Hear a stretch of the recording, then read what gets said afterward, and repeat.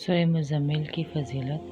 نبی کریم صلی اللہ علیہ وآلہ وسلم مسجد نبوی میں صحابہ کرام رضی اللہ تعالیٰ عنہ کے ساتھ بیٹھے تھے کہ جبرائیل امین 1,24,000 فرشتوں کے ساتھ تشریف لائے جو عرش کے گرد رہتے ہیں۔ سورہ مزمل کو لائے جو نور کے قلم سے حریر کے کاغذ پر لکھی ہوئی تھی۔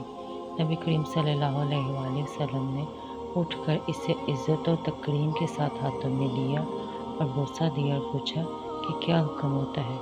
جبرائیل امین نے کہا، اللہ تعالیٰ فرماتے ہیں کہ اگر اس سورہ کو پہلے پیغمبروں کے عہد میں نازل کرتا تو ان میں سے ایک آدمی بھی گناہ گار نہ ہوتا، سب کو اس کی برکت سے بخش دیتا۔